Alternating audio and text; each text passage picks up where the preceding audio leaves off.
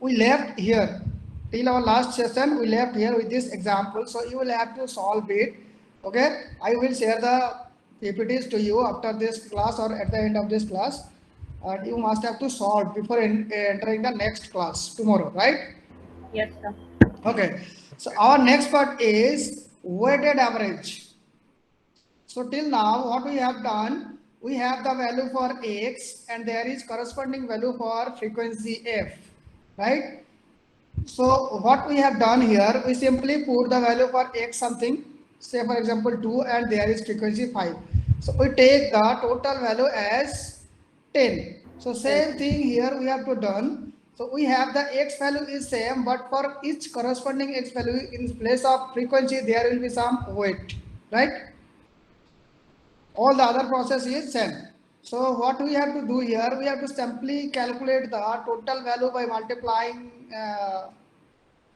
with weight and divided by the total sum with the total value of weight. So this is the formula for calculating the weighted average. Let us give with an example. Okay.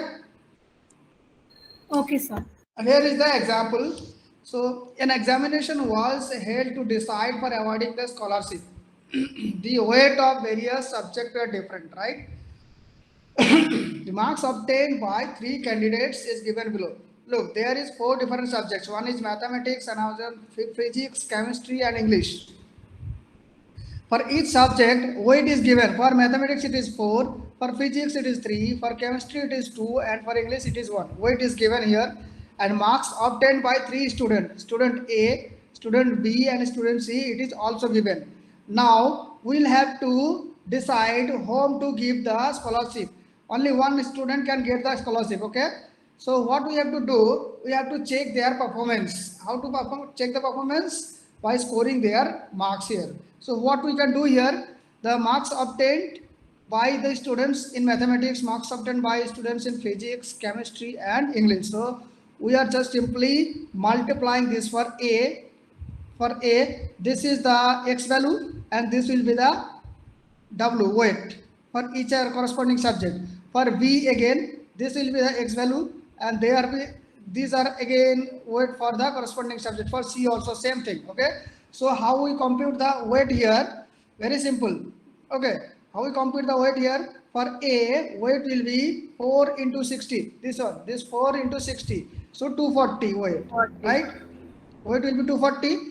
For B, math weight will be 4 into 57. How much it will be?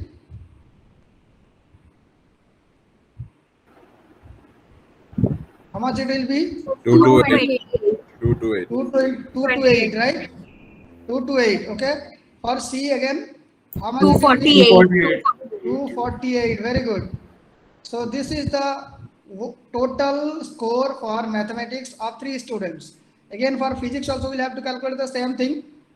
How we compute this one? How much? So 186. 186. Yes, 186 then? 183 next one. 183.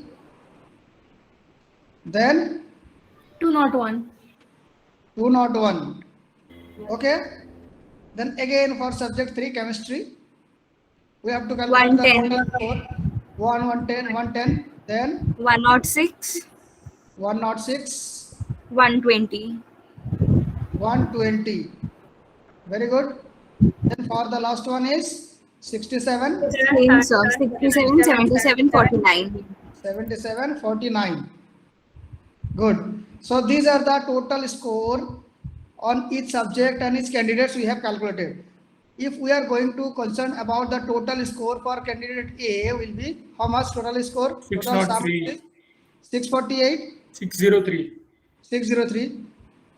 Yeah, For sir. candidate B also we have to do the same thing. How much it will be? And for candidate C also. Okay.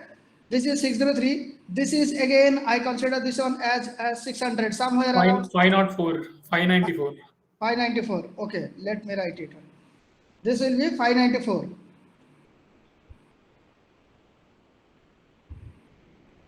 Okay, this will be 594 and this one last one 678. 678. 678.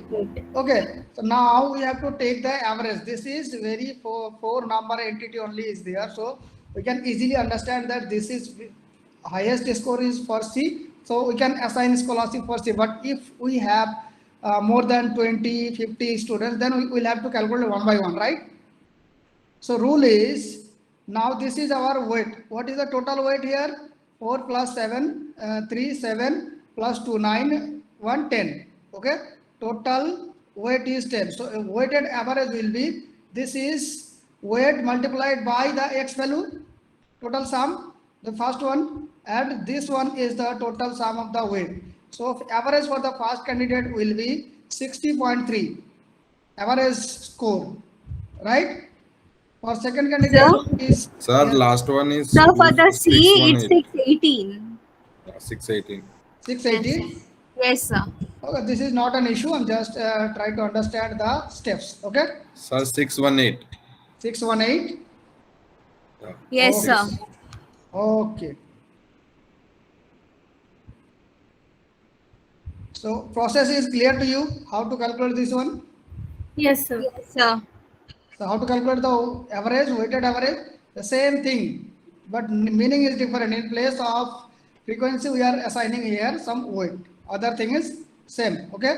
So this will be somewhere around 959.7, and this one will be 61.8. Right? This one will be 61.8. So based on the weighted average, we can get the best score for C. Right? Yes, sir. In this way, we can calculate the weighted average here. So I have not calculated anything. You have to tell me. You already told the scores, and I have just written it here. Okay. Now check it. Okay. This is the solution. Okay. So for candidate A, these are the total 603. We have written here 603. Good. Then this is again 254, 594. Then for C, it is 618. Okay. So we will have to calculate the score here. For average score is 60.3, for B it is 59.4, and for C 61.8.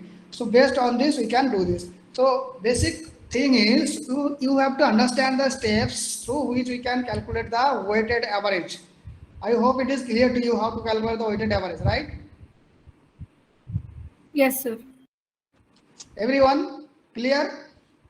Yes, Yes, sir. sir. Okay. So based on this, we have an example practice set. Basically, in this case, we have the contribution per unit. In this particular example, it is given there. Contribution per unit means profit per unit and unit sold. This is 160 units sold. So you have to calculate the.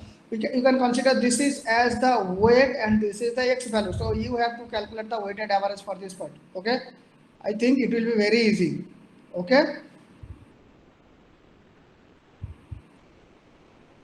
So this will be a practice set. You have to practice this one. Is that clear? Okay, sir. Yes, sir. Yes, Yes, sir. sir. Okay. So with this, we end with the average parts. Now we have this one for some cases in continuous parts. So very first one is frequencies are given in cumulative form. So what we can do here, if our frequency is given in cumulative form, then how we calculate the mean here? Look at this example. In this case, we have the value here. We can consider this one as x and this is a. So in this case, our frequency is given as cumulative format. Okay, so how we calculate the average here? Okay, this is in cumulative form. How we calculate the average here? What we have to do here? We have to simply calculate the frequency for individual category. So to calculate the frequency for first category, what we have to do? This frequency minus this frequency will give the frequency for this category. So frequency for first category is 2. 50 minus 48 is 2. We have to calculate this one first. Okay. Then for this category, frequency is 48 minus 42. This is 6. Okay. Then for this category, it will be 2. 2. Then 30. 30. 30. Then 5. 5 and then 5. So 5. we got the frequency for individual group, right? Yes, sir. In this way, we can calculate the frequency for individual groups. So when we have the cumulative frequency, we will have to calculate the frequency for individual group. Then other process is sent. Now this become f for individual group, and we have the x value. So f multiplied by x divided by summation of f will give the average. Got it? I hope you can do it, right? Yes, sir. Yes, sir. Sir. Other process is same. There is no complications. Only part is you have to think about the frequency for individual category. Clear? Yes, sir. So Yes, sir. I'm not going to solve this one. Yes, sir. I will share the PPT and you try to solve it. If there is any issue, we discuss in the next class. Okay? Okay, sir. Okay. Next case. Our next case is frequency is not given. Okay? But data is there. We have to calculate the frequency. Look at this example here. This is the 168 handloom factories have the following distribution of average number of workers in various income group. So income group is given there. Okay? And number of employee working in a particular farm is given this one. Number of farms, 40 farm is there, and each of the farm average employee is 8. So in this category there is 40 farm, and in each farm there is 8 employee. So that means what will be the frequency here? Total frequency. So total employee in this category will be, this is basically salary, right? So total employee in this category will be 320. Yes. We can easily calculate this one. Similarly, we have to calculate the frequency for this group also. What will be the frequency here? 384. 384. So we can get the frequency for this group also. This is 384. Then this one 208. 208. Next one 224. 224, sir. 224. Then 168. 168. So we have the data, number of farm on each category and number of employee on each category, each farm. It is given, so we can easily calculate the total number of employee under each category. This is the frequency for this particular category, right? So if we have this frequency data, we can easily calculate the frequency from here and we can get the average. Is that clear? Yes, sir. Yes. Yes, sir. Everyone clear? This is very easy. Okay. So this is again, I left it for you. You just solve it. And if there is any issue, we will discuss in the next class. So our next special case is complete data is not given. What we have to do here? If complete data is not there, so we'll have to interpolate or we'll have to calculate the data from the given data, right? So look at this example here. 50 students are taken the test and the result is here. Okay. So marks, 40 marks obtained by 80 students, 50, then this one, and these are the marks given here. Okay. So how many students are here? So 8 plus 10, 18 plus 9, 27, 33, 33 and 7, 40. We have total 50 students and marks given for 40 students. So we will have to calculate the marks, average marks for another 10 students. They have failed. Okay. But total average is given here. If the average marks of all the students is this one, find out the average marks of the students who failed. So how we calculate this one? We have 50 students. So total marks will be 51 into 6. This is general intelligence questions. Right? This is the total marks scored by 50 students because average is given there. And we will have to calculate the average marks for the remaining 10 students. How we compute? Are you getting my point? Yes, sir. So how we compute here? So this is the total marks for 50 students and we have total marks for 40 students. So how we compute this 40 students marks? We have to minus 320, 500, like that. Yes, so 400, this is 40 into this one is 320. So we have these marks here. This one will be 500. This one will be 640, right? 640, then 420, 420, sir. then Sir, 320. it's 540, sir. yes. Which one? So this one, 60 60 into 9. 540. 9, sir. 60 Yes, into 9 is 540. 540. Very good. So it is really very easy, right? Yes, sir. This one will be 540 Yes, sir. and this one will be 270. 270. 270. So we can get the total marks by adding all these 320, 500, 540, 420 for 40 students. So once if, what will be the value here? What will be the value here for 40 students? 2370. 2370. 2370. Okay. Then for 50 students, what will be the value? This one. This one. 2580. 2580. Very good. So I am not calculating. I'm just writing here. Okay. 2580. Okay. So now look, this 2580 marks is scored by 50 students, and this marks is scored by 40 students. So remaining 10 student marks is we have to 21. calculate this one. 2370. 210, sir. 210. Okay. So 210 marks scored by remaining 10 students. So what will be the average there? Divided by 10. 21. Right? 21. 21 marks score किया इसलिए fail किया वो है ना. हाँ, sir. Okay, is that clear? Data Yes, sir. given, what we can calculate from the given data. Okay. Next one is frequency distribution have open end class. So have you remember what is open end class? Anyone? Can you remember? Yeah, sir. Yes, what is open end class? We have a class, this is 10 to 15. Sir, I think we open have to class make and boundaries, closed class. class boundaries. Yes, Class interval, no, sir. Open class and closed class. 16 to 15 So to the upper 20. limit of the first class and the lower limit of the second class is same. Same. Open end class indicates either of the upper limit or lower limit is absent. That means if there is another group, that means it is not there and there is simply 10 here. This is open end class. There is no lower limit for this. Only upper limit is there. Again, if we have another class here, 20, and there is no upper limit, only lower limit is here. Okay, so these two will be the open end class, where there is no boundary, either upper boundary or no lower boundary. There is no limit. Okay, clear?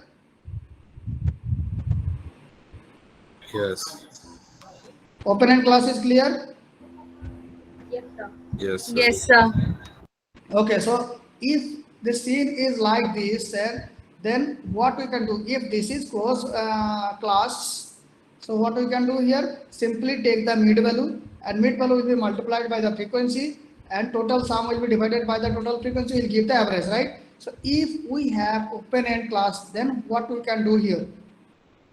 Can anyone guess what we can do here? I have the example here. Okay, this is an example where you can find this one is an open end class, and this is another open end class, and for each class frequency is given here. So how we calculate the average here in this case? Anyone can you guess? For this group, we have the class mid value 15. For this group, this is 25, and for this group, this is 35. Okay. But what about first and last group? What about this one? And what about this one? How we decide the mid value here? Because there is no boundary. For first one, there is no lower boundary. For second one, there is no upper boundary. Right? Are you getting my point? Yes, sir. So in that case, what we can do here, look, this is 5 differences there, 20 plus 20 and 30, middle value is 25. That means 5 difference from this one and this one. Again, for this one and this one, 5 differences there. For first one also 5 differences there. So in that case, we can consider the lower value 0 and simply take the average. 0 plus 10 is 15. Otherwise, we can simply take the 5 difference also. 10 minus 5 is 5. So for this group, middle value we can consider as 5. Okay. For next group, similar thing, there is no upper boundary, so we can, for the sake of our simplicity, we can take the 5 difference as the middle value here. Are you getting my point? Yes, sir. Yes. Is that clear? Yes, sir. Is that clear? Yes, sir. Yes, sir. So we can easily compute these things, right? If there is any open class, we can get the middle value in this way. And if we have the middle value and we have the frequencies, then we can easily compute the average also, right? If there is any doubt, tell me. No doubt, sir. No doubt, sir. No doubt? Okay. So there is again, I am leaving this for you. You have to solve the average, okay? And I will get back to you in the next class. I will check. So in total, I am giving you eight problems to solve in the home. Okay, if you solve it, it will take hardly 30 minutes to solve this 8 problem. Okay, everyone, you must try this one. Okay, clear? Yes, sir. Everyone? Yes, sir. So for today, I think this is up to this one, and we'll discuss more. Okay, in the next session. Okay, Alright. I am leaving you here, and Okay, tell me if there is any query from anyone. If anyone has any query, please tell me. No one?